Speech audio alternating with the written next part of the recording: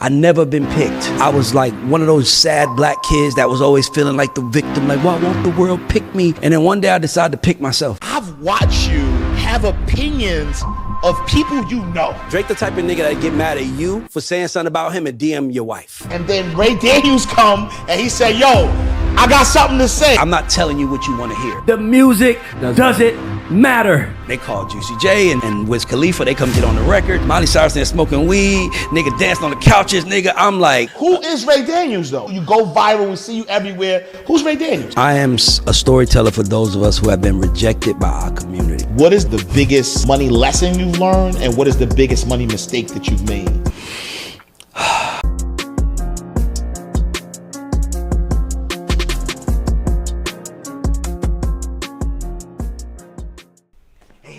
Wait. I know you want to watch this next video, but listen, if you are an entrepreneur, business coach, business consultant, or a small business owner who has a story and wants to learn how to create multiple streams of income from your story, I need you to text me right now, my book, to 646-687-4152. That is my personal number.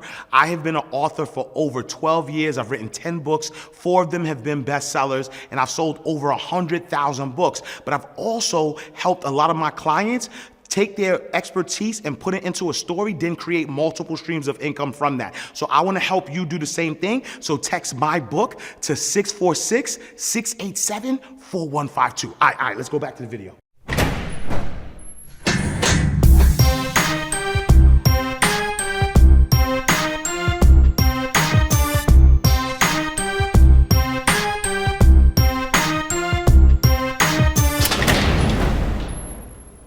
So welcome to another awesome episode of Inside the Vault with Ash Cash, the greatest money mindset show on the planet. Listen, today on Inside the Vault, I'm sitting down with a certified architect of culture, a man who didn't just survive the music industry. He redefined how artists win inside of it. From being broke in College Park, we're gonna talk about that because this guy keep claiming College Park. I know him from the Bronx, but from being broke in the College Park to becoming one of the most powerful executives in the game, he worked with the biggest names in music, built one of the most respected artist development platforms, and now he's giving the game away like never before. He's the founder of Radar, the host of many shows, including The God Show, and he has a powerful concept called the Artist Agreements, and it teaches you how to win big in the music industry. This is a conversation for anyone who's ever had a dream, and especially for those who are trying to navigate the music business without selling their souls. Ladies and gentlemen, the mogul maker himself, my brother, Ray Daniels. What's up, hey Ash, this is dope watching you at work. Yes, sir. We've been around each other 100 times. Yes, I've just never seen Inside the Vault. Yes, Ash. sir. Yes, so sir. watching you that, yes, sir. that was amazing. I appreciate you, brother. And that means a lot, though. It's like watching, it's like for people at home, Yeah. it's like watching someone go from like, all right, cool, to action. Yes, sir. Yes, sir. Incredible. Yes, sir. No, I appreciate that, brother. And it means a lot, though, because, we are both media personalities, yes. You know what I'm saying? Yes. And, like you said, so like for me, Inside the Vault Ash is yes. High energy, like, you know what I'm saying? Let's go. And so it's let's go, you know what I mean? And so I always want to, especially in my intro, I always want to make people understand the type of person I'm interviewing. Yeah. And it's funny, and this is why I joked about you being from the Bronx, because when I first, I think it's Sean Prez. When I first just figured who you Yes. you didn't have the God Show yet. Yes. I saw you on an interview with Sean Prez. He was doing a podcast, Zoom. and right on Zoom. And I was listening to you. I said, yo, I like this dude. Thank you, bro. I like this dude, and you was talking real. You're a natural star. You're a natural, a mogul. You could tell your business acumen was there. And I'm telling you, on the Sean Prez joint, I'm gonna pull it up too. Tell me. On the Sean Prez joint, you said you was from the Bronx, and I was like, yes, I knew I liked this guy. Then he start popping. Then all of a sudden, he's from College Park. I said, hold on, Ray, talk to us. Okay, so let me clear it up, because I do say I'm from New York. Okay. I was born there, and New York set the tone Yeah. for who I became in Atlanta, because as you know, in New York, is pace. Facts. Yeah, And Atlanta is Southern hospitality. We take our time, we sit back, we relax. And when I decided to jump off the porch, that New York mentality that I knew came out of me. But it's hard claiming a place that you can't really pinpoint someone that can say you're there. So, for example, which block you from? Where you from in New York? 129th 8th Avenue, St. Nick. St. Nick. If I go to 129th and St. Nick, and I walk into your hood and I'm like, I know Ash Cash. Oh, yeah, you good. That's my point. Yeah, if you go to Patterson Projects and say, I know Ray Daniels, they're going to be like, who is that? But if you go to College Park and you say, I know Ray Daniels, they're going to be like, you good. And that's why I claim it. But I did on that interview say I was from New York because we were talking about my origins. When we talk about who I am today, I say Atlanta. But if you talk about my origins, I'm never going to discredit New York because it made me. And you New York in your soul, though. You know what I'm saying? I say you New York. It's like T.I., right? And he might. I don't know if he'll be upset that I say this, but a lot of times when I listen to T.I., you can tell he's New York influenced. King of the South, and I get it. He is. By the way, that's a New York thing to do. Right. To say I'm the king of the South. Right. Exactly. That's only something New York would do. Yeah. So when that same thing with T.I. When I first heard him, I said, I like this dude. Yeah. And then later on, when I found out he spent summers up top, I said, You know what I'm saying? Yeah, but the one thing I will say is just not Atlanta, but just leaving your hometown to go to other places is always great because you get a chance to see how other people do it. So I mean, New York has influenced the entire country for so long that I just want to give College Park something to be proud of. Nah, 1,000%. And the one thing I will say, though, about New York is New York needs to be more inviting to others. Yes. Because I think I obviously I live in Atlanta. I love Atlanta. For sure. I love the South. Love it, right? But obviously, you know what I'm saying, there's been times, everybody always talk about how New Yorkers think about the South, how they speak about the South and things of that nature. And I don't like that New York gets that rap. You know what I'm saying? Well, I'm glad we talking about that too because I think that is an older thought process. I agree. But it's still there, right? Sure. So like I said, what I said about, like yin yang not getting this respect, and a lot of people in New York was like pissed because why are you putting that on New York? And what I was trying to say is that today Little Baby gets respect without having to say the South got something to say. Fact. But there was a point in time where you didn't get respect unless you said the South got something to say. So that's all. I was just trying to clarify, the perspective that I'm coming from. A lot of people try to make it something else. It's like, nah, bro. Like I like being from the South. I like the comparison. I like having the New York and the South thing. I like when we was in New York, we used to run from the motherfucker. Like it was like anything happened, you running and you got to the South, everybody's waving. Hey, it was just the living in New York made me appreciate the South at such a high level. Because it was like, in New York, it is the concrete jungle because you are, and what I mean by the jungle is that you are working 24/7, 365, and you don't even escape it. That's a fact. In Atlanta, we have an escape. You could come to the city, get your money, and drive outside of the perimeter and live great. So So I want to start here though, bro. Let's go. Again, from the very first time that I saw, you on that, on that episode. Shout out Sean Prez too, by the way. Yeah, shout out to Sean Prez. You have done phenomenal in creating or just giving yourself to the world, as a mogul, as a businessman, as a talking head. Like your rise has been so dope. And the funny thing about it is we haven't seen this in a while though, and I don't know if people are gonna realize this, right? Like there was once upon a time, there were moguls that we wanted to hear their opinion. We wanted to see what they're saying. Like we wanted to see, regardless of what you say about Dame, we wanted to listen to Dame. We wanted to. L.A. Reid. Still do. You know what I'm saying? Like the people who were the movers and shakers in the industry, we wanted to hear what they thought, right? Exactly. And it almost felt like we were losing that a little bit. Yeah. And then Ray Daniels come and he said, "Yo, I got something to say," right? Who is Ray Daniels though, man? Like, could we see you? You go viral. We see you everywhere. Who's Ray Daniels? By the way, Ash, you're great at this. I appreciate you. It's funny because we really friends. And but he's asked me these questions. I'm like, damn, that's a good question, brother. Like, Yes, sir. You know what? I'm someone who I am a storyteller for those of us who have been rejected by our community.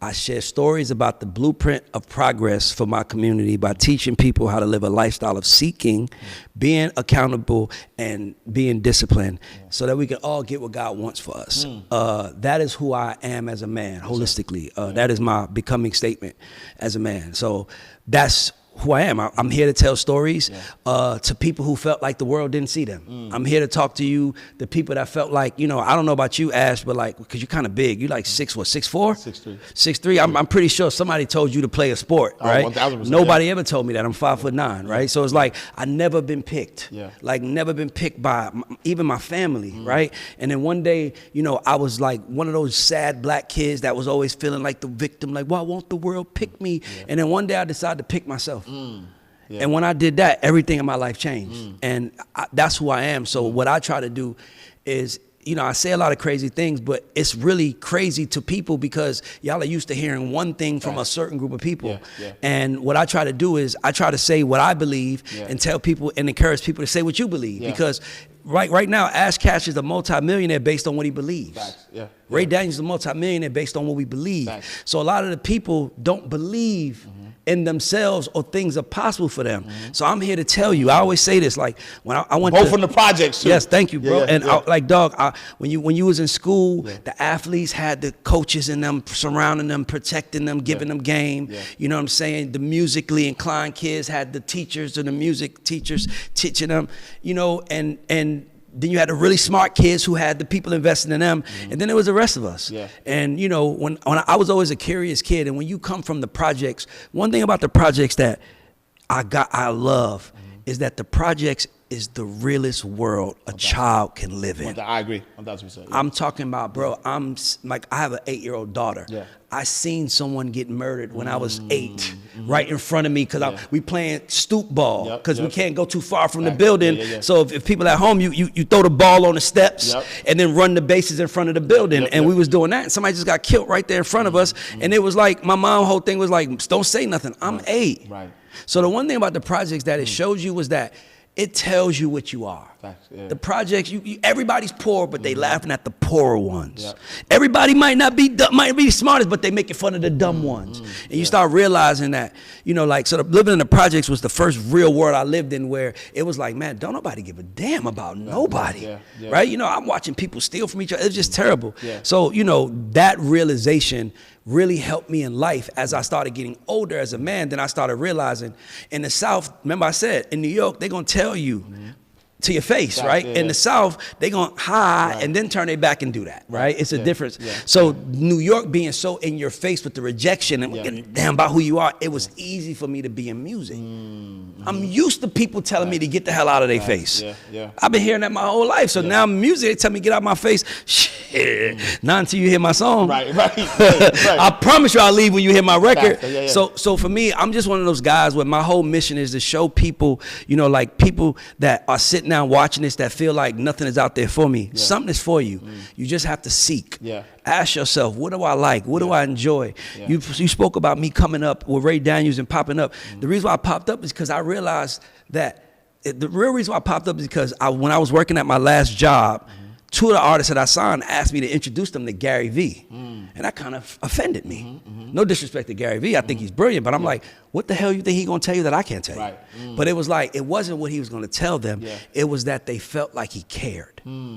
So then I started thinking, I'm like, man, if Gary Vee ran a record label, if they made Gary Vee president or CEO of a label, how many artists do you think are going to line up to be signed into Gary Vee's label? So you're looking at the black version of that. Because I know music better than that. So that's why I started talking. I was like, man, let me build some trust in the community because most executives are snaky.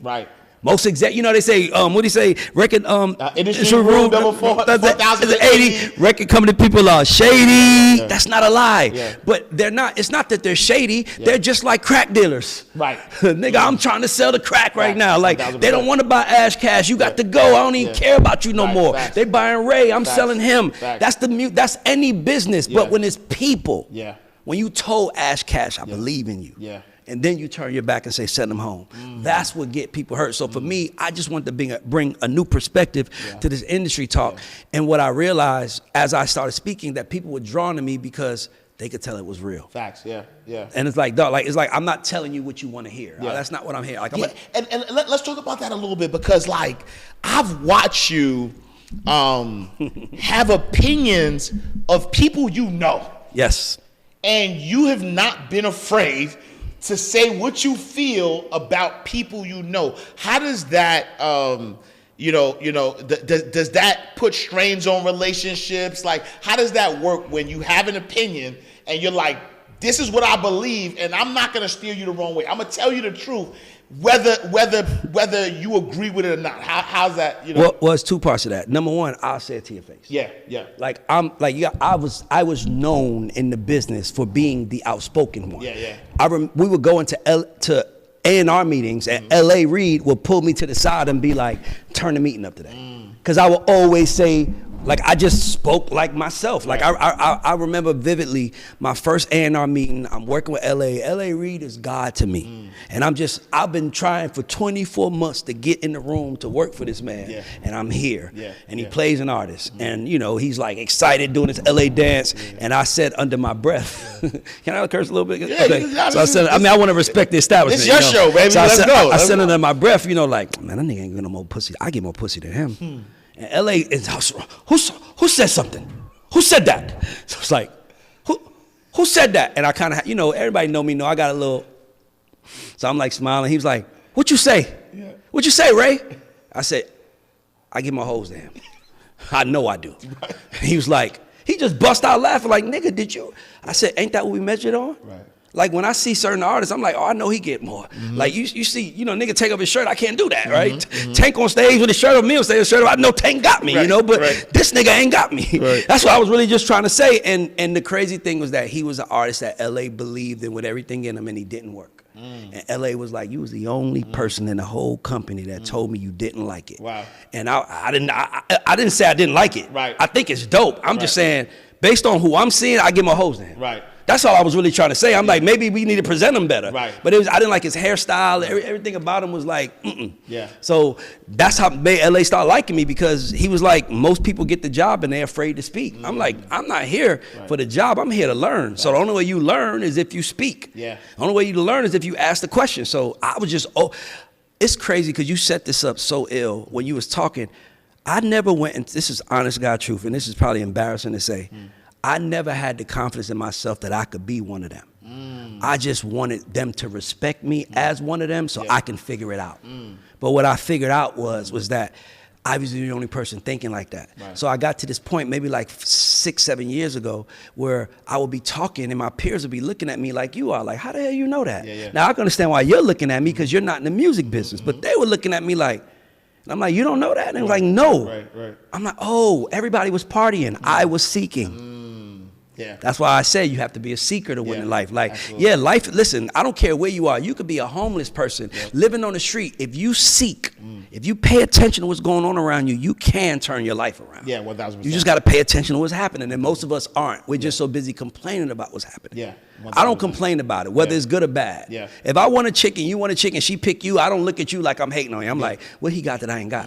What is he doing that I'm not doing? I don't look at it like, man, she only like him because he's tall and darker than him. It's like, nigga, everybody breaks rules for everybody. You just got to figure out your rule, the reason to break a rule. And that's kind of what the music business is built on. It's built on figuring out rules to break, to introduce someone new to the room, right? Where it's like, they don't do that. Well, we're going to do that.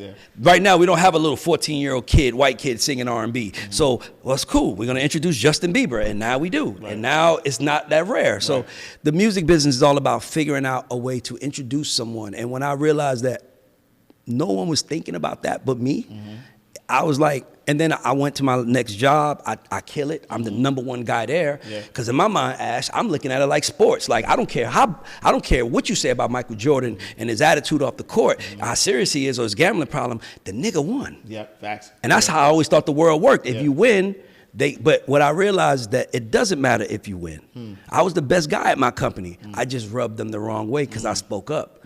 So they're losing now. Right. They ain't had a hit as big as, like, honestly, they ain't had a hit as big as Sweetie Best Friend. Since I'm gone, she ain't got a bigger hit than that. Yeah.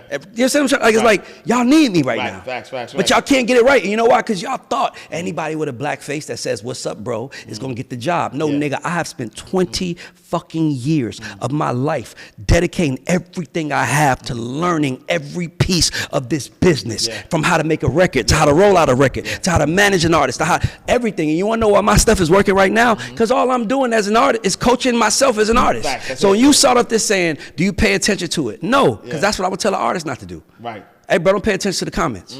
Just keep pushing. Hey, when you great, when you walk in the room and you great, you don't have to introduce yourself as great. They can feel it. Just be great. Greatness is energy. I'll tell everybody, chase greatness, because that's what money, women, the world is chasing. So if you chase it and you get close, you'll start getting in the head and look back and realize they chasing you too. And that's what life is like for me right now. That's a fact. And talk a little bit, because like one of the things I saw, our brother Dave, man, like you had an opinion about, I'm glad you brought that up. Can I address that? Oh, absolutely. Okay, so basically, it was a moment. It's a learning lesson, and what I tell anybody who's listening is, if you're going to decide to sit on a couch in front of a mic and talk, and you're going to keep it cute, you're not going to win. You're not going to win if you're not. You're going to have to say your opinion. The world is filled with people keeping it cute. Hey man, you look wonderful today. Hey, you're doing great today. But they really don't need that. So for me, when you say you want to do this, you're going to offend people. You're going to piss people off. Now, with that being said, I'm doing my show, and one of my guys brings up the Dame thing. Now, I'll admit that I didn't think about it from the friend standpoint, because I know Dame. I was talking from the position I'm in. So I basically was like, yo, look, if this is true, I'm also thinking of some 48 laws of power stuff, right? Like, one of the laws of power is to crush your enemy totally, right? So I'm like, if this is true, he's crushed. Right. At that moment, it's like, all right, cool. Now we're going to step in to help him. And that's what I was saying. But Dame was like, nigga, it sound like you saying that. Like, basically, he was like, nigga, it's like I need Jay-Z's money to survive, and I don't. And I'm like, it wasn't that, but I didn't bring it up. Then he's like, you a boss. You're the boss. No, you could have told him don't bring it up, but you let him. And I was like, that's why I went wrong. Right. So, like, I went on it. I shouldn't have spoke on it. And the reason why I shouldn't have spoke on it is because I wouldn't any other time. Right. My guy just was like, Dame and Jay, what do you think? And I'm live, so I got to answer, right? But I don't really care. So the lesson for me was just don't talk about a man's pockets. And especially if you know him. Right. Don't talk about him, because the one funny part of the conversation, this was some, because people don't know, Ash and I have in common, we are both Rockefeller stands, right? 1,000%. So 1,000%. So like, I love, like, even though Dame was on the phone and we going back and forth, I was just excited. I'm like, it's Dame, right? I can't believe this nigga's really, like, you think this, and he's like, and he says to me, and Ray, I felt like, if you feel like Jay should help me, you should help me. And you know what I said to him? I said, I thought I was. Nigga just bust out, you thought you was? I said, Dame, I thought I was, what do they say? If something's going bad, shine a light on it, right? That's what I was doing. And he's like, you call me. He started going even crazier. I was like, man, my bad. But I understand what he meant. And he started, and what I will say about Dame that he did teach me in that moment was, I need to learn more, look more into stuff if I know the people. 1,000%. Because he started breaking down his Dame-isms, and I don't know if you never, you should. He needs to be on Inside the Vault. I interviewed Dame once. Okay, I said, nigga, if you need me, I'll set that up. You and Dame, okay. So I mean, we friends. So I could tell you that I've been talking to Dame because I'm trying to write a book with Dame. And one of the reasons, and you can help me make it happen. But I've been talking to him and his team or whatever, so they know, right? Yeah. But I want to write a book with Dame because I truly believe that Dame follows business ethics. Yes. Right. And I want to write I have the title, I have the cover. I'll show it to you later. It's called What Would Damon Do? No, we have to get that done. Yeah. No. It's called What Would Damon Do? We have to get that done. I love that. Yes, sir. I don't want you to expound on it more because I know you. Yeah, 1,000%. And I know you. Oh, no. Okay, we'll talk about that off camera. I got you. Covered everything, right? Let's go. And the reason for it, though, is because, again, I'm a Harlem guy. He's a Harlem guy. And we just follow certain rules. Yeah. And because we follow certain rules, we move in a certain way, which is why, and I'm not shocked that people think he's broke. Yeah. because we not explaining ourselves to nobody. Yeah. You know what I'm saying? Like I'll tell you myself, right? Like even what I do, like I made a lot of money in this thing. Yeah. And you know what I did? I fell back. Yeah. Not because I fell off. It's because I started lending my expertise to other people. So I've been behind the scenes. Like I got a list of people who are popping right now that you wouldn't even know that I'm the one. I could imagine. You get what I'm trying to say? I spend time with you outside of this. You know I already know. Yeah. So I fell back, and so now I said, you know what? At this stage of my career, you know what I want to do? I want to Akon the game. I need to find Lady Gaga. Yeah. Nobody knew he was.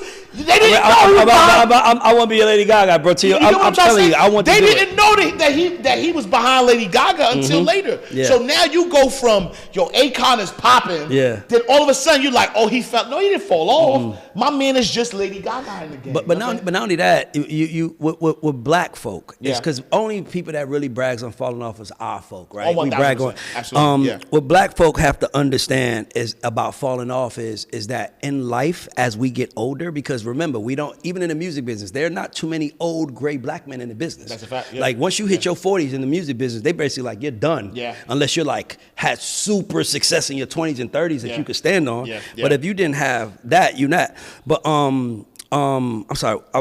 No. We talk. So what I was saying about Dame. No, but what I was getting to something because it was something we was talking about. It'll come back. I'll come back to me. I'll bring it up. But what I was saying was like I understand why somebody like Dame, people would say, yo, he broke because unfortunately. I know I was gonna go. Yeah. What I was gonna say is that we have to allow black folks to change positions 1,000%. and not be called falling off, right? Yeah. So like Michael Jordan was the greatest basketball player up until 1998, and it could have been like he fell off, but because we love Michael Jordan, he made more money from 1998 to now than he made his career when he was actually supposed to make the most money. Yeah. Right. So so for me it's like we just have to allow black folks to change positions where we got to allow black folk to go from player to coach, Facts. right? And player, coach to owner also. We just got to allow the growth and the fall off. So when Dame started breaking up the fall off thing, he an ill nigga. Yeah, for sure. Yo, I ain't gonna lie to you. I think he's a genius. I ain't gonna lie to you. I think Dame is one of the illest niggas I've ever talked to because everybody's laughing. And he's like, why are they laughing, right? They don't even know what I'm doing. Facts. He told me some shit that it was so ill, I'll tell you off camera, that he was telling me. He was like, yo, look, bro, like I'm playing the white man's game. Yeah.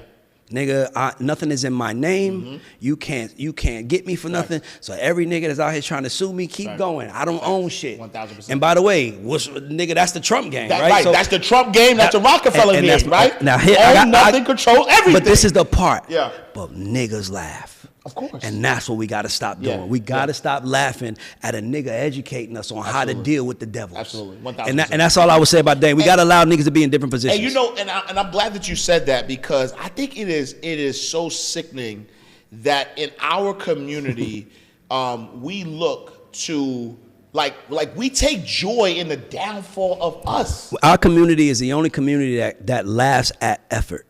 Like how does that make sense? Like how do we take joy? Like and I think Hov said this, right? Hov says that we have a weird relationship with success. Yeah. First they loved you, then they hate you, now they love you again. Like we have this weird relationship where if we're starting out and you're struggling and I'm on the rise, everybody's behind you. But once you make it, it almost feels like now you the op. Now you the enemy. I'm gonna tell you why. As one of those people that was once a hater. Yeah. That was one of the people that was once. No, I'm being real with you. Like this is why I know I'm ill. Yeah. Like when I didn't have no direction, I hated too.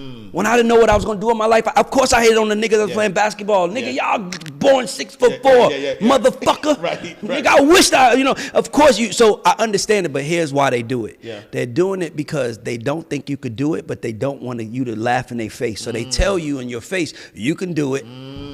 Copy. And then you do it, and then they're like, well, damn, at least I told me you could do it. But then eventually the real feelings show up. Eventually damn, Ash, you got to buy another car? Damn, bro, I thought you was happy with what I was doing. You start sensing the hate. Yeah. So that's what it is. Yeah, no, I get that. And it's funny because I also believe that, a lot of people want what you have, but they're not willing to do what you're willing to do for it, right? Yep. So like behind the scenes, like I know, like we, salute to our brother Mike. We got the same business manager. Yep. Like I know how hard you work And I know how hard you work. You know what I'm saying? And so a lot of times people don't see that though, right? They only see what you post. And so when people think that, yo, I see Ash pop up in this, or he's doing this, or I see Ray doing that, it's like, but nah, do you understand what I'm putting in? And that's my point. And the people that don't understand are the people who are sitting on the sideline laughing. Yeah. Let me explain something to you. No one that has ever tried will laugh at you. That's a fact. If someone has tried, they will not laugh at you. There's a famous saying, the only difference between ordinary and extraordinary is extra. And we are the only community that hates extra. Oh, you gotta be extra. Why you gotta do so much? Why you trying? It's like, bro, we literally are, our community is an oxymoron because we say black excellence, but we laugh at it before it gets there.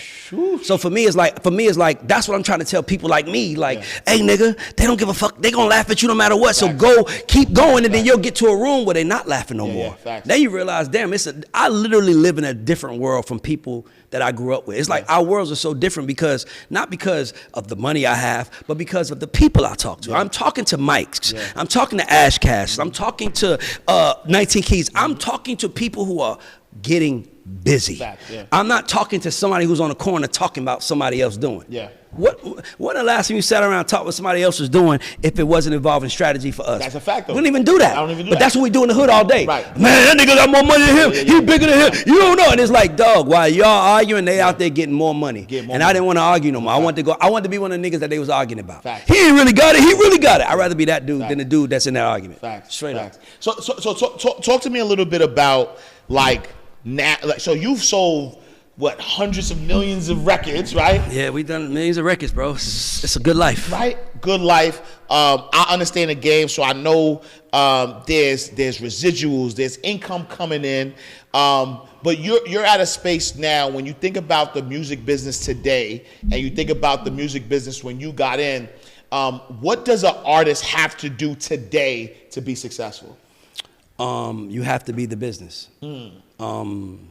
There was a point in time where, if the music business was a building, it was the Empire State Building. And if Ash, Ray, or anybody who was in there let you in, you was in the game. Now, the Empire State Building is empty and it's surrounded by a whole bunch of smaller buildings, and you have to be one of those smaller buildings as an artist. You have to have your own CEO, which is your manager. You better have a CFO, which is your business manager. You better have an assistant. You better have everything together because that building, they don't house anybody anymore. They just let people sit next to them because they're a big attraction. Everybody going to see the Empire State Building, right? And they're going to see the buildings around it, and that's how you're going to get your business. So if you want to win in today's music business, you have to be and do everything. Or you have to be incredibly good at two things. And that is making music, number one, and somehow telling the story of the music you make through content. If you can do those two things, great. And by the way, you got to be realistic. Great. I think that you can have a okay manager, okay whatever, and you'll still win because eventually the good people will come. It's like how I met you. Somebody told me somebody was working on your pod. They told me they could help mine get to where yours is. I'm like, yo, Ash is killing it. I do it, and then I find out they ain't do nothing for you. But guess what? Now we got the same who? Because that's how the world works. The world works in your favor when you're trying. That's why I say our community loses because we laugh at effort. And only reason why you and I are up here is because what we do every day is give effort. Absolutely, 1,000%. 1,000%. And so talk about, so you have this concept, right? The 4 artist agreements. Yes. So I wrote a book called The 4 Artist Agreements. And the reason why I did it was because, first of all, my executive coach challenged me. One day she said, Ray, I'm gonna give you an exercise. I want you to write down 4 things that you want every artist to know about the music business. You made your own rules. And I was like, okay. So I did it. And I was just, I wasn't even thinking about it, did it. And then I was reading it to her just next week, teacher, and she's like, Ray, this is good. And I was like, this is good, right? And she like, this need to be a book. She's like, yeah, it should be. I'm like, I'm gonna write a book. And I went and hired an author. I wrote the book, and then I really believe it is, if you think The God Show and anything, I think that this book is the greatest value offer I've ever given to any business. It's the agreements are accept you are a product. No, define your product. No, accept your product, define your product. The last one is always be thankful, and the third one is commit to the process. And the way I wrote it in a way where if you are the CEO of a major label, you want every artist you sign to read it. And if you are a mother whose kid wants to be in music, you want them to read it. I wrote it to the 14-year-old Ray. And it's broken down in a very easy, scientific way to win in music. And I've had people read it. I would love for you to read it. I have people read it. You know, I read it already. Oh, you did? Oh. Yeah. Oh, see, that's why you like it then. Yeah, okay, I forgot I sent it to you. Cool. So, yeah, so everybody read it. It was like, it helps them with their branding. It helps them with how they look at it. Yeah. So, yeah, so you know what it is. Yeah. Like, it's giving you a perspective on music that's relatable to everybody. Yeah. Because I feel like sometimes when you want to dream, you know, you're like, man, it's so big up there. You walk in all, I don't want to mess it up. And you just realize, dog, it's not that big. It's right here in front of you. Just be yourself and go in there and do it like this and you'll win. And that's what it was. Yeah. And so speaking of that though, right, you make a bold statement in the book and you kind of mentioned that. You say you are not a person, you are the product. You are a product. Why is that mindset so crucial for today's artists? Great question. I'm glad you read the book. I'm excited to talk to you now. I forgot. This is what it's about. You know what it is I've been in the room with so many artists that have said, I'm human. No, the fuck you're not. You're not human. You're just like this microphone. You're just like that camera that we're on. We are here to sell it. So if you want to be human, then you should go home. Beyonce is not human. You don't think Beyonce gets hurt? You don't think Beyonce gets cries or gets hurt? That's not a part of her brand. Right? When you heard Beyonce is like, you must not know about me. I can have another you in a minute, nigga. That's her brand. Adele is like, I pray I find someone like you. Same concept. So what you have to figure out is how to define your product in the system and put it out. So Drake is a product. Like if Drake made a record called F the Police, people would be like, what is he doing? Drake just had a run-in with the police yesterday. He mad at them. He won't make a song. But that's not the product you were used to getting from you. You don't say F the police, Drake. You rap to girls. You rap to party. So it's like you are a product. You just understand now. Like it's like if you take your wife shopping and you take her to Burlington Coat Factory. She know what it is compared if you take it to Louis. Right. Like we're gonna get something, but it's gonna look nice, but one is way more. So it's like it's really just setting the stage for what this is, and because when you accept that you are a product, the second rule is now let's define it. See, now what I just did was I just took Ash, the man, and paid Ash Cash, the character. So let's talk about the character, Ash Cash, and what they could do. And that's defining the character, right? So accept that you're a product, define it, and then commit to the process. And here's how I started. I start the third chapter. If you ain't willing to go 10 years, every day of your life, committed to one thing like nothing and knowing that there is a big chance you won't get nothing on the other side of it, if you still want to go, this game is for you. If this game is for you, if you still want to go, that's what it is. So that's what I mean by accept your product. Because it's like, bro, it's gonna be a lot. You're gonna hear shit about yourself. You're gonna think people talking about you. You're gonna get online and see people say you're whack and this. They're not talking about you. Right. Yep. They're talking about the product you gave them.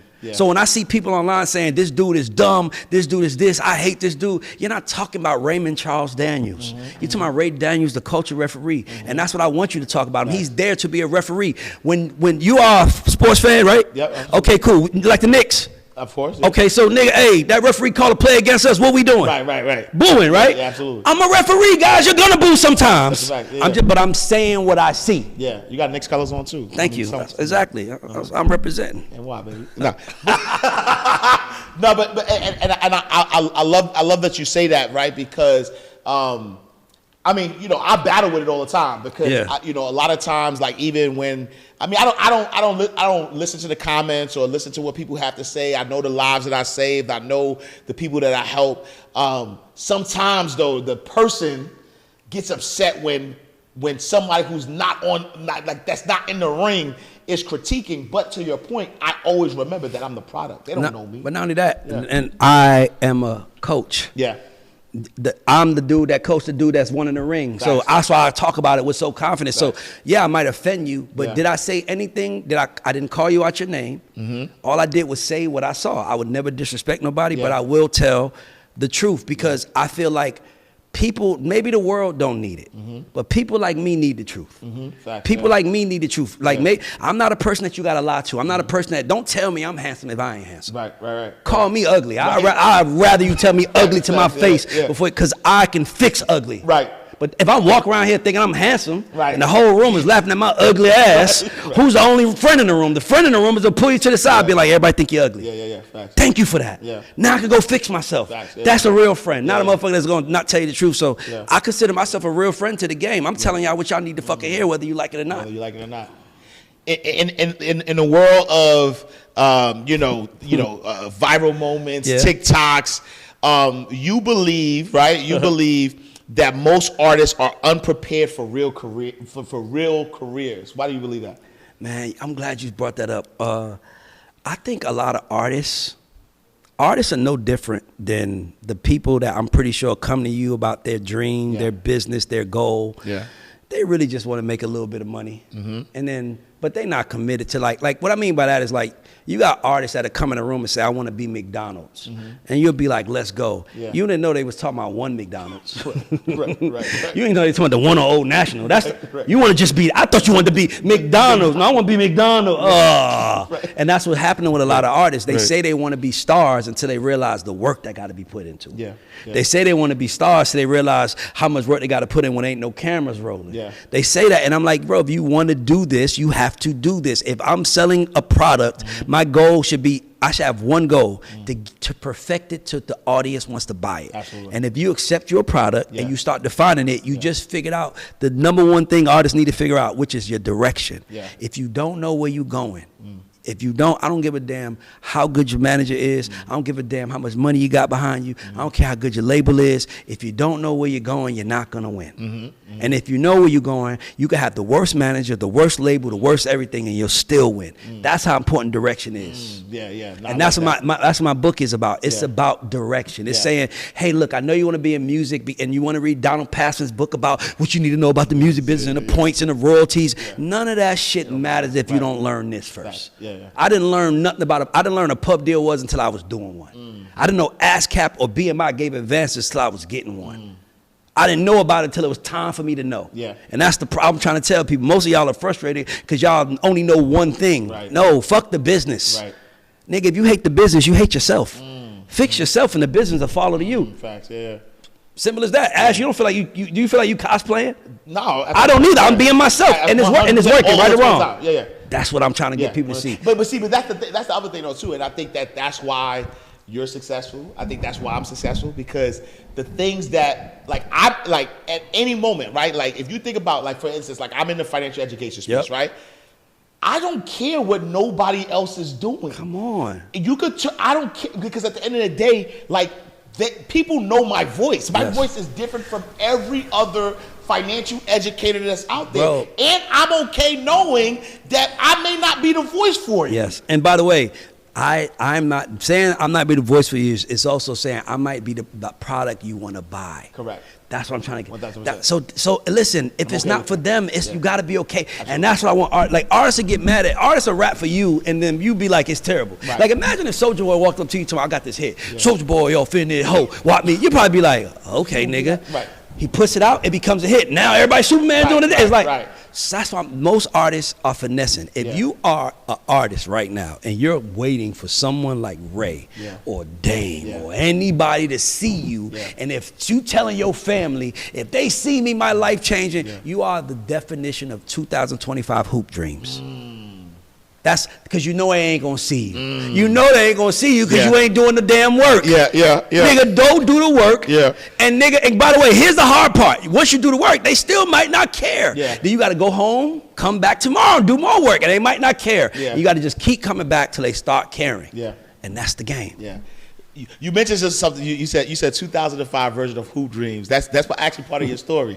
Right. So there's a part of your story. You read the book for real. There's a part of your story. You probably read the book. There's a part of your story when a girl calls you a hoop dreamer. Changed my life. How did that shape your value? And your drive? So I'm a real Atlanta nigga, right? So this one I gotta tell y'all about Atlanta. I don't know if y'all from Atlanta, but Atlanta niggas is players. Yeah. Like when y'all see how Tracy T and Future handle their girl problems. Right. Like we Atlanta niggas. The reason why I tell people because there's so many women here that there'll always be somebody to pull up. Yeah. So I'm an Atlanta nigga. You know, I discover when I'm 18 the AU Center.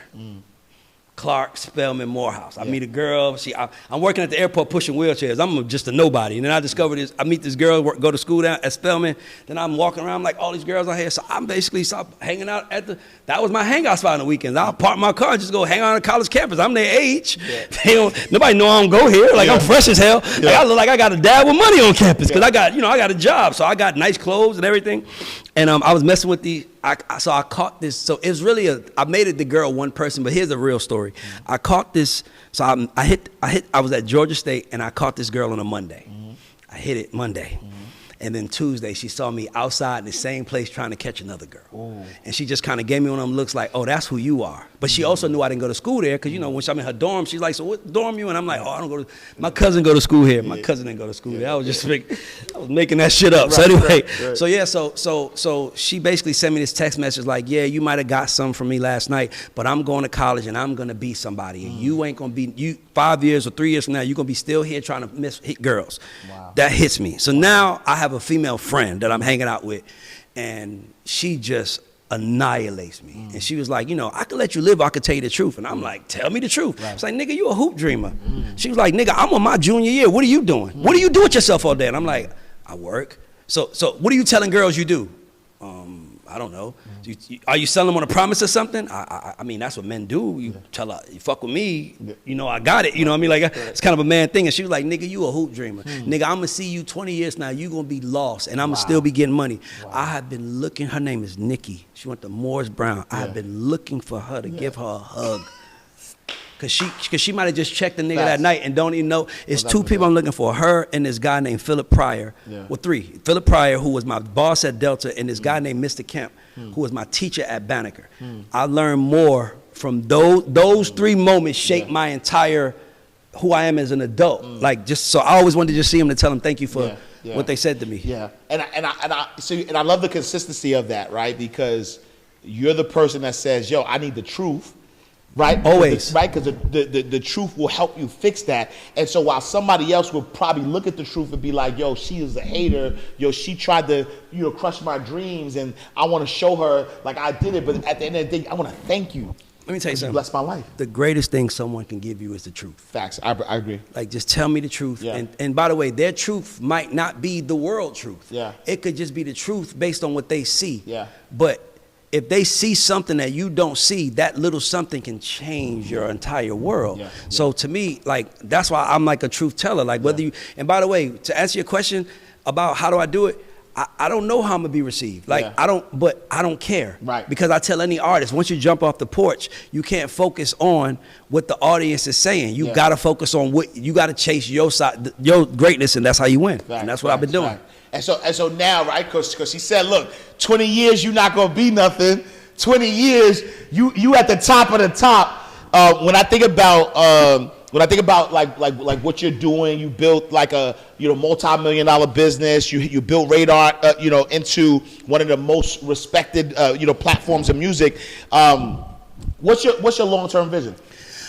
Well, they say if you tell God your plan, you want to make a laugh, tell him your plan. So for me, my vision is more of a direction. My direction is just, so how do I explain it? Like, it's this movie. Anybody know me now, I reference movies. It's this movie called Pleasantville. So the movie starts off in black and white, right? The whole movie's black and white. And then this woman, and it's a town called Pleasantville. And this woman comes to town, and she's in color. And everybody's looking like, this woman's in color. And everything she touches or encounters turns to color. So you can start going around town and realize like, oh, that's color. She must have been here, right? So for me, I want everything I touch to turn into color. So if you heard me, I want to give you I want to change the way you see things, give it a more vivid picture, so you can actually see it for what it is and not what the world told you or wanted it to be. Yeah. Man, that's such a great, because I used to work at Blockbuster Video, so I actually know Pleasantville, and that's such a great analogy, because I think that, a lot of times, again, to your point, this level of authenticity is missing, right? Because that's the one thing that I see in the music industry that I don't like today, because back when I don't know if I want to say the Dipset era, the Lil Wayne era that's what blended it, because back in the day I could look at you and be like, he from New York, he from Atlanta, he from Chicago, he from here. And then there was a moment in the early 2000s where you turn on the television and I do not know where you're from. Everybody looks the same, right? Everybody's in black and white. The internet. Right? It mixed like there's no culture. Like everybody sounds the same. I was hearing New York drill and I'm like, is this Chicago or is this New York? Like there was so much the blending, right? So in that type of world, right? In that type of world, and so there's a lot of smokes and mirrors. Like, how do you, Ray Daniels, stay authentic, right? How do you keep your integrity intact? When you are authentic, your spirit irritates fake people. Ooh, that's the one. My people don't know, my favorite thing to do in life is to people watch. Yeah. Like, I love watching people, bro. Yeah. Like, I'm a Virgo. Like, Michael Jackson was a Virgo. He's people watch. Like, I just like watching people because you can learn from them. Yeah. You can learn their habits. You can, watching people shows you the unconscious version of themselves. Because I could see you and be looking at you and be like, oh, this guy's having a bad day. I could tell. And then I could go and be like, how's your day going? It's good. Yeah. It's like, nigga, it's not. Right. I could read it and tell you. So for me, I just like the people watch so I can understand them. And what was your question? I'm sorry, I want to make sure I get to it. Yeah, so how do you stay authentic? Well, okay, perfect. And how do you keep your integrity intact? Well, I'm myself. Yeah. And what I would feel lame being anything but myself. Like, I feel lame being anything but Ray. I talk to myself 24/7, 365. And I'll say to myself, Ray, why'd you do that? You know that was lame. Then it's like, damn, I shouldn't have done it. That's why I can admit, like, I shouldn't have said it about Dame. And there's a lot of people like, yeah, nigga, he got your ass. I'm like, nigga, you watching a human learn and admit he's learning. What's greater than that? Exactly. What's a better example than that? Facts. That's why we don't like Donald Trump, because he just won't admit. If he just said, I fucked up, I think people will like him more. But he just won't admit, I said that. I shouldn't have said that. And to me, I think that's what people want. And to answer your question, even if you're paying attention to what's going on with TV right now, how TV is dying, how everything is dying, that's because people are tired of fake. Facts. They just want to feel like it's real. So it's like, honestly, man, the internet is way more interesting than TV. That's a fact. What they say, fiction is more, fact is more interesting than fiction. Yep. And so, what do you want your legacy to be? Not just in music, but in the culture. Like when 50 years from now, 100 years from now, when they talk about Ray Daniels, what do you want that legacy to be? I want people to be able to say, you know how they say, I want people to say, I met Ray. Here's how I look at myself. I am, you are, those guys over there behind the camera, everybody over there, we are all on the yellow brick road of life. And we're looking for the whiz. Yeah. And most of the time, and what I want to be is someone who's on that road that you run into and tell you, ain't no goddamn whiz, it's a lie. I know they want you to be that to be the movie, but the nigga's a liar. Let me tell you, you go get it, but let me just give you some game. The courage he's going to give you, it took to find him. The brains that you're praying for, it took those brains to find them. That's the mind fuck. Is you like stop chasing, stop trying to qualify with people. Do you believe? And if you believe and you are honest with yourself, that's all you should have, and go with that. So my legacy is just telling people, I don't want you to listen to Ray, I don't want you to listen to Ash Cash, I want you to listen to you. What do you believe? Because I am living my life, my bank account, my life, everything I have is based on how I think. Everything I have is based on you think, and everything you have is based on how you think. So stop looking at me trying to find holes in my shit and just pick what you like out of what I'm saying. And focus on incorporating that to who you are and go win, baby. Facts. Speaking of bank accounts, you've made millions of dollars in this business, period. What is the biggest money lesson you've learned, and what is the biggest money mistake that you've made? Money lesson I learned is learn about money. Even because money scares us. Money is like love. No one wants to fumble it. So it's like no one wants to be like, man, you had $10 million and now you're back in the hood. No one wants to hear that. So I think because no one wants to hear that, think about it. Subconsciously, you don't want to fuck it up. Subconsciously means you don't want it. So the first thing just being honest, right? So it's like the first mistake I made is like learn about it. Don't be afraid of it. If you plan on having a lot of it, then you should learn as much about it as you can. Right. And that's what I didn't want to do. Right. And I'll say the biggest money mistake I made was two lessons that I learned in music, and I can, if you don't mind, share it. Yeah. So the first one was this song that we did on the Pussycat Dolls, When I Grow Up. I don't know if you know that. When I grow up, I want to be famous, I want to be a star, I want to do movies, which was actually written for Britney Spears. That's why the lyric goes, but be careful what you wish for, because you just might get it. Because this is around the time where Britney was like cutting her hair off and everything else. So anyway, so we make the record. So the story is so good. So we make the record, and this is the second. So here's what's happening, right? So in order for us to get in the music business, we make this record for Nicole Scherzinger named Supervillain. Supervillain changed our life. That song made us 1.5 million, and it never came out, and never did nothing. Wow. But Jimmy loved it so much and Jimmy was he's the man, right? So every time you walk in Jimmy's office, he's like, let me play this Nicole single. And he's playing our record, our demo, and everybody's like, are they published? Who are they? So people, publishers meeting with us like, play us the record Jimmy loves. We playing it. They obviously published it there. We signed it. So anyway, so when we do, so now fast forward, we working with Rodney Jerkins. Shout out to Rodney. He taught me this lesson. We doing When I Grow Up. And Rodney is like, who could do this? I'm gonna send it to Britney, and then I'm gonna also send it to our A&R, Erica Grayson. We sent it to Erica. Erica sends it to Jimmy. Jimmy calls Rodney. I'll never forget. It was like a Saturday. It was like a Friday or Saturday. It was like Saturday. So Jimmy calls Rodney, and Jimmy is like, I want the record. No, but Erica calls me, and she's like, Jimmy wants the record, and I was like, nah. But I was saying no because we gave Nicole Scherzinger Supervillain, and it didn't go. So I'm like, we're gonna get Nicole another record? Nah, let's give it to Britney. And then she was like, Jimmy wants it. So I never forget. So she was like, well, Jimmy wants it, and that's it. So I'll call Rodney Jerkins. And Rodney was like, I'm gonna handle it. And I was like, yeah, you handle it. That nigga Jimmy Iovine sent Rodney Jerkins and his family a private jet, moved them from Orlando to LA, bought them a house, studio, and everything off of our record. The lesson that I learned is, Ray, you talk for your shit too. Wow. Because if I would have said no, Jimmy would have been like, pick them up. But Jimmy felt like, well, they're going to do it. And that's how Rodney, that's that. So here's the second lesson.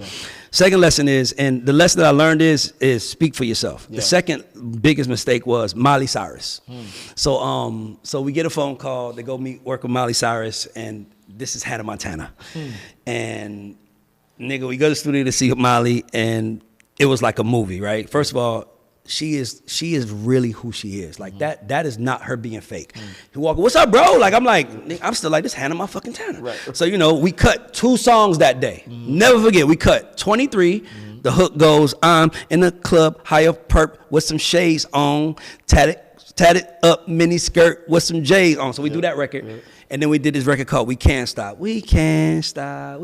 So she cuts both of those records the same day.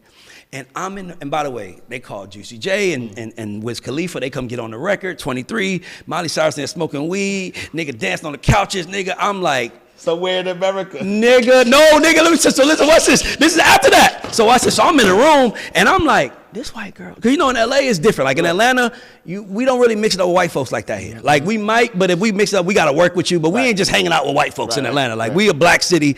So in LA, the guys, white boys, the black guys dealt with the white girl. It's just a different, so I don't know how they do it. So we in the studio, they turning up, and I'm like, and Miley, and at the time, and this is not no secret, but at the time, Miley and Mike were like an item, Mike Will, right? And that's our boy. So I'm watching Mike Will like throw her a blunt, like roll that shit up, like she just like a chick in Atlanta, like this, she ain't worth $200 million. He's like, yo, roll the blunts for everybody. I'm like, she's roll up dancing and shit. I'm like, so Mike Will walks us outside and he's like, yo, I'm doing a project. Y'all should come do it with me. And we was like, yeah. And then we walked off, and I was like, nigga, we ain't going back. I'm like, nigga, we are not gonna be the niggas that kill Hannah Montana for America. But what I didn't know was that Miley was gonna own it the way she did. And we had 3 songs in that little moment, but we would have had every song. And that was when I was like, walk out, I'm like, man, I ain't gonna, like, I'm like, America ain't gonna hate us for killing they sweetheart. You know what I'm saying? Like, she losing her mind. They like, it was them. They gave her bad drugs. I didn't want to be a part of that. So I was like, nah, I'm straight. And then, she winds up, I mean, we did really good from it. We got we had the first single, and we had the 23, which went triple platinum. But we could have had the whole project and probably had a better relationship with her. But I just was kind of like, because in Atlanta, we don't get down like that. Like, hey, you get your ass whipped. Hang around too many black girls acting, dancing and shit. That bitch your ass. So I was just like, I didn't want to hurt her. Right. And I didn't go back, and it was like, fuck, I should have went back. But lessons learned. I learned. But full circle though, that lesson also, when you think about who you are now, it really transcends that. That's my point. It's kind of why I talk the way I do. Because if somebody was talking, because remember, the way I came up, I didn't believe what nobody said because I thought nobody saw me.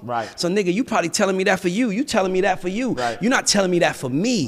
So I had to figure it out for myself. And once I did, I was like, man, I'm gonna really start sharing these stories because it's authentic, it's real, and no one can lie. No one can say, by the way, as much as I'm talking, has anybody from the music business ever refute anything I say? That's a fact, though. That's a fact. And that's because I'm talking the way the CEO of the label they signed. That's how we talk in the rooms when everybody around. We be like, that nigga ain't gonna win. And then he win and be like, damn, nigga, you was wrong. You was stupid ass. Like, yo, my bad. But the world didn't see. I just do it publicly and the world sees, and I'm kind of good at it, so it's working. And you gotta respect that, though, too, because again, I think that there's people are afraid to give their opinion. They're afraid to be wrong. They're afraid to fumble in front of people, and that they're afraid of the transition. They're afraid to show the public, yo, I was doing this. I'm doing this now. They're afraid of that. Greatness has one goal, and you can never be afraid to go after it. That's a fact. Like, it has one goal. Like, if you're chasing greatness, the last thing you care is about any opinion on earth. Facts. Unless it's your coach who's coaching you or like a teacher who's teaching you. But if you're chasing greatness, like greatness has, like, I don't care. Listen, I like sports over music because, we have the LeBron MJ argument, but you've never heard of Michael Jordan and Dominique Wilkins argument. Facts. And Dominique is a great, but you never heard that argument, right? And the reason why is because the sports is finite. Once it's over, it's over. Right. And music, we can come back tomorrow. Right. You know what I'm saying? It's like the Super Bowl is over. We got to stop, 6 months, start a new season. Music, on the other hand, is perpetual. It's not going. And that's kind of like the only thing that separates the two. But like, I'm doing that now. Like, I predicted clips first week. I was like, I think they're gonna do this, and nigga, it was a big deal on the internet. Everybody was like, "Raise Daniel said," and I'm like, damn, they see me, but that takes balls to put.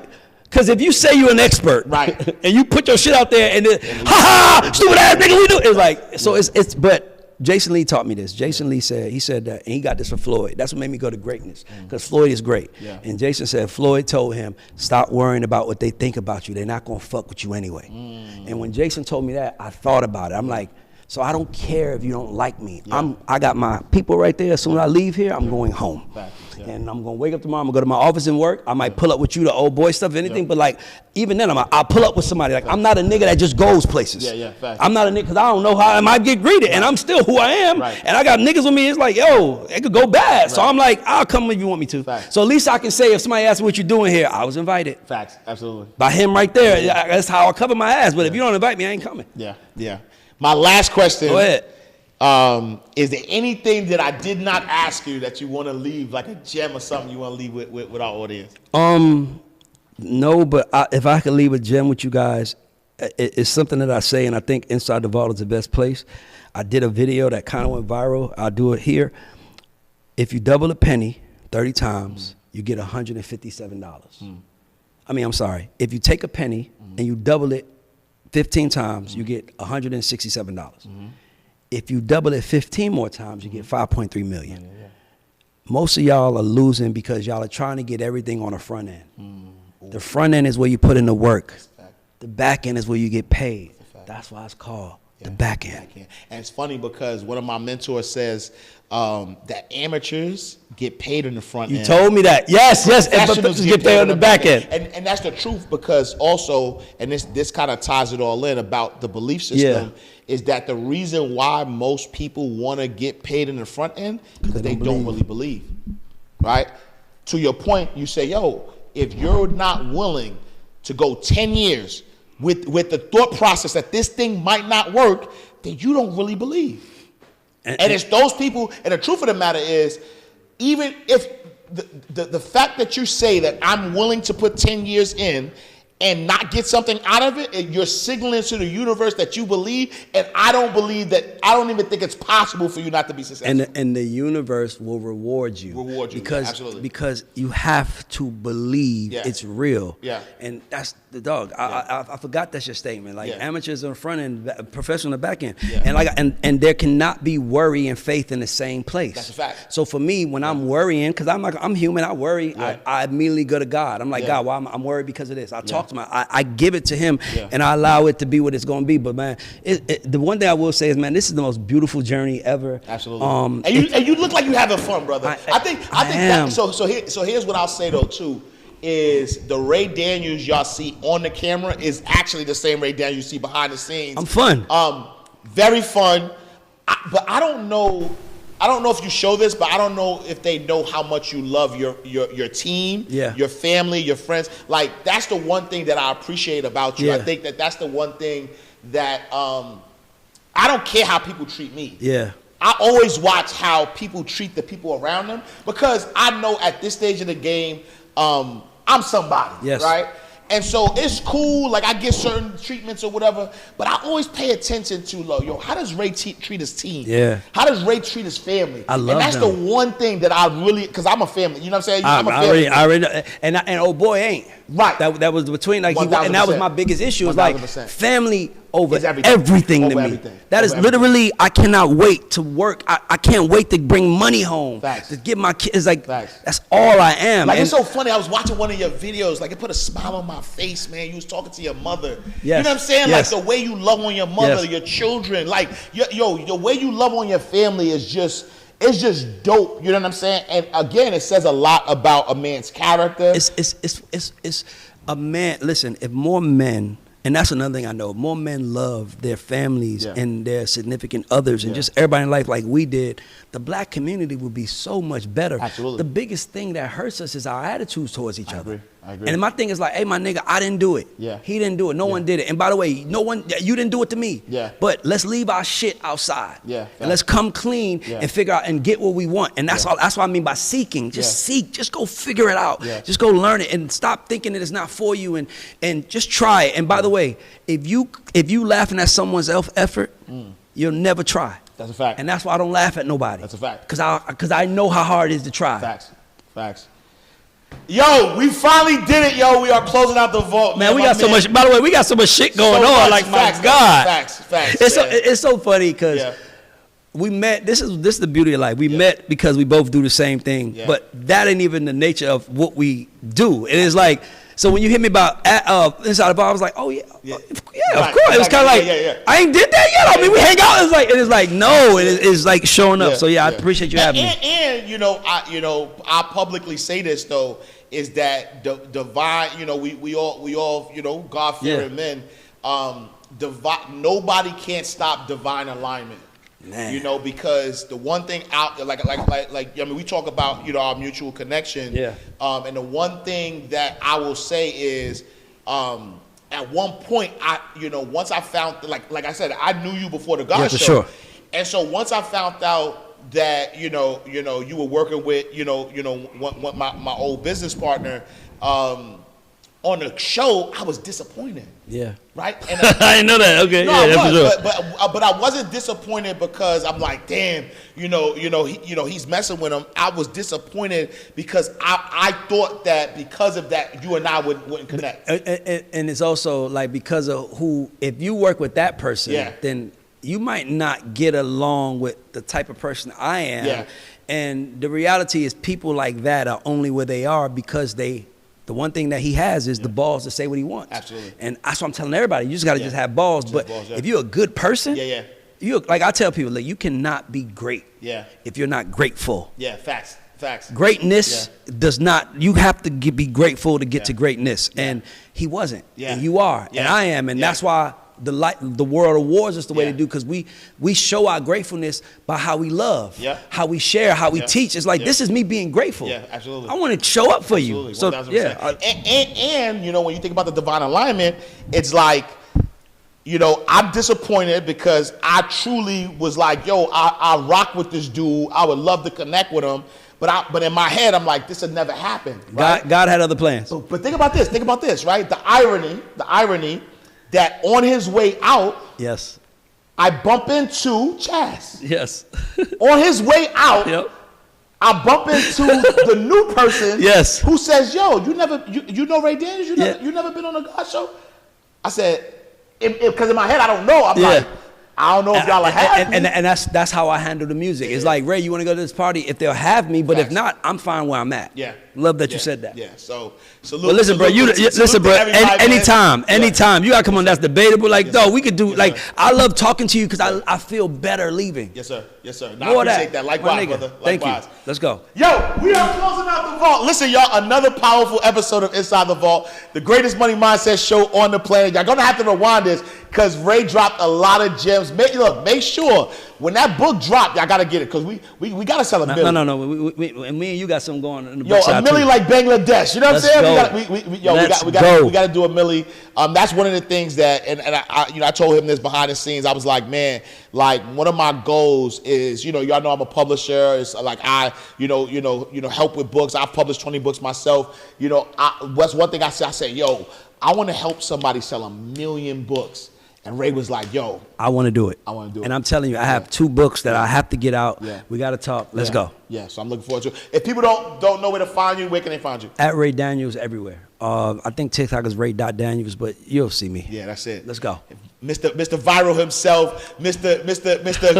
Culture, the culture's referee. Let's We're go. closing out the vault. Make sure y'all visit us inside the vault, InsideTheVaultShow.com. Follow us everywhere at Inside the Vault. Me, I am Ash Cash. Make sure you visit me, IamAshCash.com. Join the abundance community by going to theabundancecommunity.com. I will see y'all next time, same place, in God's will. Peace.